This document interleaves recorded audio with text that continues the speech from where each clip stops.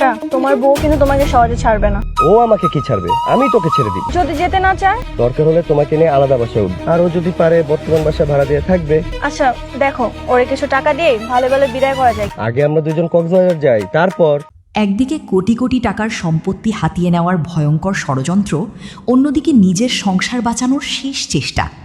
কামরান আর তার সহযোগীরা যখন জাহেদা বেগমের বিশাল সম্পত্তি নিজেদের দখলে নেওয়ার জন্য একের পর এক চাল চালছে, ঠিক তখনই তাদের সবচেয়ে বড় পরিকল্পনায় আসতে চলেছে ভয়ঙ্কর মোড়। মুগ্ধকে মিথ্যা ষড়যন্ত্রে ফাঁসানো হলেও শেষ পর্যন্ত সত্য সামনে চলে আসে। আর এবার মুগ্ধর হাতে এমন একজন মানুষ এসেছে যে জানে এই পুরো ষড়যন্ত্রের আসল রহস্য। কিন্তু সবচেয়ে বড় প্রশ্ন হলো, রেজিস্ট্রেশনের আগেই কি ষড়যন্ত্রকারীদের মুখোশ খুলে যাবে, নাকি কোটি কোটি টাকার সম্পত্তির লোভে একটি পরিবার চিরতরে ধ্বংস হয়ে যাবে?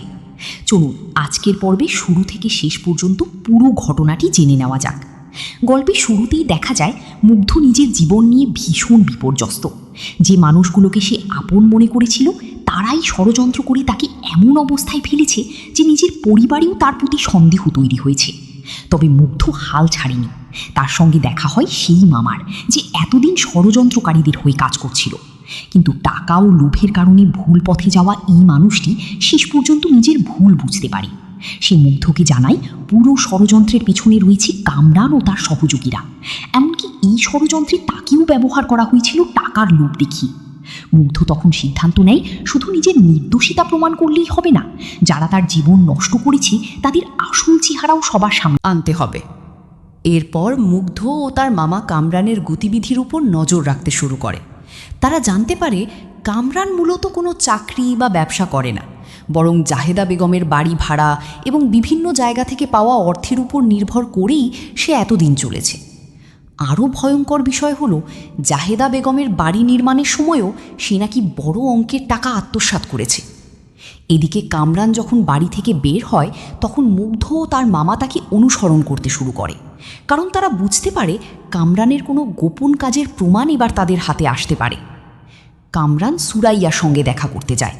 মুগ্ধর মামা আগে থেকেই ক্যামেরা প্রস্তুত করে রাখে। তারা কামরানের কথাবার্তা এবং আচরণের প্রমাণ সংগ্রহ করতে থাকে। এখানেই আরও একটি বড় রহস্য সামনে আসে। কামরান শুধু সম্পত্তি দখলের ষড়যন্ত্রেই জড়িত নয়, নিজের স্ত্রীকে ছেড়ে সুরাইয়াকে বিয়ে করার পরিকল্পনাও করছে। তার পরিকল্পনা হচ্ছে খালাম্মার সম্পত্তি নিজের নিয়ন্ত্রণে নেওয়ার পর স্ত্রীকে সরিয়ে দিয়ে নতুন করে জীবন শুরু করা। অর্থাৎ যার জন্য এত বড় ষড়যন্ত্র, সেই সম্পত্তিই আবার কামরানের নিজের সংসার ধ্বংসের কারণ হতে চলেছে। এদিকে চলছে কামরানকে হাতে নাতে ধরার প্ল্যান। তিব্বত মামা এবং মুগ্ধ দুজনেই কামরানকে সুরুইয়ার সাথে হাতে নাতে ধরার জন্য তার বাড়ির সামনে অপেক্ষা করতে থাকে। কখন কামরান বের হবে? কামরান বের হওয়ার সঙ্গে সঙ্গে তারা কামরানের পিছনে। তারপর কামরান এবং সুরুইয়া পার্কে বসে তাদের পরিকল্পনা করতে থাকে। সুযোগ বুঝে সালাউদ্দিন তাদের ছবি তুলে নেয় এবং সেই ছবিগুলো কামরানের স্ত্রীর কাছে পাঠায় এবং নাম প্রকাশ না করে বলে, আপনার স্বামী কী করছে আপনি নিজের চোখে দেখুন, আর যদি বাঁচতে চান তাহলে আমি যেভাবে বলবো আপনি সেভাবে করবেন। আপনার সংসার বাঁচবে, আপনি ভালো থাকবেন। এদিকে উকিল ও তার সহযোগীরা ধরে নিচ্ছে আর মাত্র অল্প সময়ের মধ্যেই সম্পত্তি তাদের নিয়ন্ত্রণে চলে আসবে। রেজিস্ট্রেশনের তারিখও নির্ধারিত হয়ে গেছে। কোটি কোটি টাকার লেনদেন, জমির দলিল, ব্যাংক অ্যাকাউন্ট সব কিছু নিয়ে তারা হিসাব করতে থাকে। তাদের ধারণা একবার রেজিস্ট্রেশন হয়ে গেলেই জাহেদা বেগমের সম্পত্তি তাদের হাতের মুঠোয় চলে আসবে। কিন্তু তারা জানে না তাদের নিজেদের মধ্যেই ইতিমধ্যে অবিশ্বাস তৈরি হয়ে গেছে। উকিল নিজে ঢালিবাড়িতে গিয়ে সব কিছু বুঝিয়ে দেয়। জায়রা বেগমকে জানায়, আপনার 48 বিঘা জমি আগামী 6 তারিখে রেজিস্ট্রেশন হবে। সব কিছু ঠিকঠাক আছে কি না আপনি আমাকে জানান। জায়রা বেগম জানায় সব কিছুই ঠিকঠাক আছে। তারপর টাকার কথাটাও উঠে। ক্রেতা সময় মতো টাকা ম্যানেজ করতে পারবে কি না, কারণ 12 কোটি টাকা মুখের কথা নয়। উকিল জানায় উনি পয়সাওয়ালা লোক, তার ভাতিজা তাকে টাকা দিবে। আশা করি কোনো ঝামেলা হবে না, সময় মতো টাকার ব্যবস্থা করে ফেলবেন। এ কথা জানিয়েই উকিল সেখান থেকে বিদায় নেয়। এরিকে সাথীদের বাড়িতে চলছে তোয়েবকে নিয়ে শেষ পরিণতি। অবশেষে তোয়েবের বাবা রাজি হয় সাথীকে। তোয়েবের বাবার দোকান এবং জমি লিখে দিবে। তার বিনিময়ে তোয়েবকে জেল থেকে ছাড়িয়ে আনতে হবে। এই কথা শুনে সাথী খুবই খুশি হয়। সাথী সেই সাথে এই কথাও বলে যে আপনি কোনো চিন্তা করবেন না, আমি আপনাদের দেখে রাখব। আপনি ভালো থাকবেন, তৈব দোকান করবে, আপনি বাসায় থাকবেন, আমরা সবাই একসাথে মিলেমিশে থাকব। সাথী জানায় আপনি রেজিস্ট্রেশনের ডেটটা ঠিক করেন, তার মধ্যেই আমি তৈবকে ছাড়িয়ে নিয়ে আসব। সাথীদের বাড়ি থেকে বিদায় নিয়ে তৈবের বাবা একাকী নির্জনে হাঁটতে থাকে আর একা একা ভাবতে থাকে এটাই বোধহয় শেষ বয়সে তার একমাত্র ভুল, যার পরিণতি কী হবে কেউ জানে না। এরপর কামরানের স্ত্রীও বুঝতে শুরু করে স্বামী সম্পত্তি পাওয়ার পর তাকে ছেড়ে দিতে পারে, তাই সে এবার চুপ করে থাকার সিদ্ধান্ত নেয় না, বরং কামরানের পরিকল্পনাকে নিজের মতো করে ব্যবহার করার সিদ্ধান্ত নেয়। পরিস্থিতি বুঝে কামরানের স্ত্রী কামরানকে বলে আমরা সব কিছু লিখে নিয়ে সুরাইয়াকে ঘর ধরে বের করে দেব, ওকে 1 কোটি টাকা দেওয়ার দরকার নেই। কিন্তু কামরান তাতে অস্বীকৃতি জানায়। সে জানায় তার জন্যই আমরা এই এত বড় সম্পত্তি পেতে যাচ্ছি, তাকে ঠকানো ঠিক হবে না। আসলে এটা ছিল কামরানের বড় চাল, কারণ সে চায় সুরাইয়াকে বিয়ে করে নতুন করে সংসার করতে। কিন্তু লিপি নাছোড়বান্দা, ছেড়ে দেওয়ার পাত্র নয়। লিপি জানায় তুমি আমাকে কি বিশ্বাস করো না? আমার নামে থাকা যে কথা তোমার নামে থাকা তো একই কথা। তুমি হয় বাড়ি আমাকে লিখে দাও, আর না হলে আমার ব্যাংকে 1 কোটি টাকা জমা করো, তারপর সুরাইয়ার ব্যাপারটা পরে দেখা যাবে। কামরান কিছু বলে না, সে চিন্তায় পড়ে ভাবতে থাকে এই বিপদের থেকে সে কিভাবে উদ্ধার পাবে। এখানেই বোঝা যায় এতদিন যারা একসঙ্গে ষড়যন্ত্র করছিল তাদের মধ্যেই এখন সম্পত্তির ভাগ নিয়ে লড়াই শুরু হয়েছে। অবশেষে তিব্বত মামা খালাম্মার সাথে দেখা করতে চলে আসে। মুগ্ধ সাথে করে নিয়ে আসে তিব্বত মামাকে। তিব্বত মামা খালাম্মাকে সব ঘটনা খুলে বলে। তারা 3 জনে মিলে চক্রান্ত করেছিল এই সম্পত্তি দখলের, কিন্তু মুগ্ধ যখন সব কিছু জেনে ফেলে তার হাতে ধরা খেয়ে সে মোবাইল বন্ধ করে দিয়ে পালিয়েছিল। এখন সে বুঝতে পেরেছে তার ভুল হয়েছে, তাই সে খালাম্মার কাছে ক্ষমা চাইতে এসেছে। অবশেষে খালাম্মাও বুঝতে পারে মুগ্ধকে সে ভুল বুঝেছিল।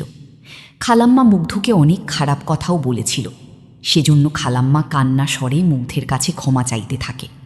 মুগ্ধের বাবার কাছেও তিনি ক্ষমা চাইতে থাকেন, কিন্তু মুগ্ধের বাবা উদার মনা মানুষ।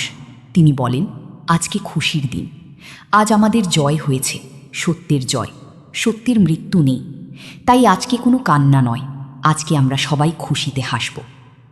এদিকে তোয়েবের বাবা বাড়িতে ফিরে আসে এবং সম্পত্তির বিষয়গুলো এবং সাথীর কথোপকথন সব ঘটনা পরিবারের সবার সাথে খুলে বলেন। মিমকে বলেন বাবা তুই আমাকে মাফ করে দিস, আমি তোদেরকে ঠকিয়ে তোয়েবের জন্য সব কিছু লিখে দিচ্ছি, পারলে আমাকে ক্ষমা করে দিস। কিন্তু মিম বাবাকে জানায় বাবা তুমি কোনো ভুল করনি, আমরা তোমার উপর কোনো রাগ নেই, আমরা যতটুকু পারবো তোমাকে সহযোগিতা করব, তুমি কোনো চিন্তা করো না, তোমার দেখাশোনা করার জন্য আমরা ভাই বোনেরা তো রইলামই, তুমি কোনো চিন্তা করো না, সব ঠিক হয়ে যাবে। সবশেষে দৃশ্য চলে আসে কামরানের দিকে। কামরান এবং সুরাইয়া আগের মতোই পার্কে বসে কথা বলছিল। ঠিক তখনই মুগ্ধ কামরানের স্ত্রীকে ফোন করে আসতে বলে। কামরানের স্ত্রী তাদের কামরান এবং সুরাইয়ার পাশে বসে দাঁড়িয়ে সব কথা শুনে ফেলে। তারা কি কি পরিকল্পনা করছে বিয়ের জন্য সব কিছু সে জানতে পেরে যায়। কিন্তু সুরাইয়া হঠাৎ কি মনে করে তার দিকে তাকায় এবং বলে এই মেয়েটি কেন এখানে দাঁড়িয়ে আছে, ওকে কিছু টাকা দিয়ে বিদায় করে দাও, মনে হয় ভিক্ষুক। তারপর কামরান তাকে কিছু টাকা দিয়ে বিদায় করে দেয়। তারা জানতেও পারেনি যে এটা কামরানেরই স্ত্রী।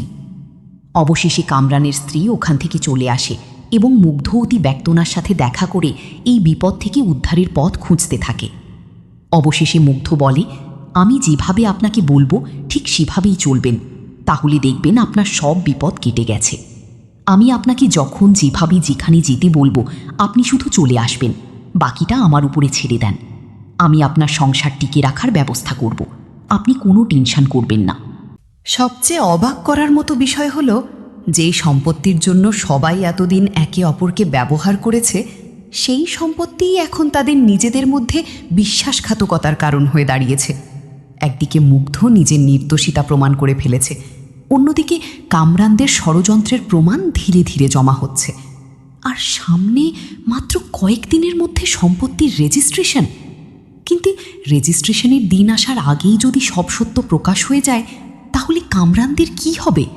আর মুগ্ধ কি শেষ পর্যন্ত পুরো ষড়যন্ত্রের মূল হোতাদের আইনের সামনে আনতে পারবে? তো বন্ধুরা, আজকের পর্বে আপনারা দেখলেন মুগ্ধ কিভাবে ধীরে ধীরে নিজের নির্দোষিতা প্রমাণ করল এবং ষড়যন্ত্রকারীদের আসল চেহারা সামনে আসতে শুরু করল। কিন্তু গল্প এখানেই শেষ নয়। সামনে রয়েছে সম্পত্তির রেজিস্ট্রেশন, কোটি কোটি টাকার লেনদেন এবং ষড়যন্ত্রকারীদের মুখোশ খোলার সবচেয়ে বড় মুহূর্ত। পরের পর্বে কি হতে যাচ্ছে সেটা জানতে অবশ্যই আমাদের সঙ্গে থাকুন। ভিডিওটি ভালো লাগলে একটি লাইক দিয়ে পাশে থাকুন, আর এমন আরও বাংলা নাটকের গল্প সংক্ষেপে দেখতে আমাদের চ্যানেলটি সাবস্ক্রাইব করে রাখুন। আবার দেখা হবে পরবর্তী পর্বে নতুন একটি গল্পের নতুন রহস্য নিয়ে। ততক্ষণ পর্যন্ত সবাই ভালো থাকুন, সুস্থ থাকুন। আল্লাহ হাফিজ।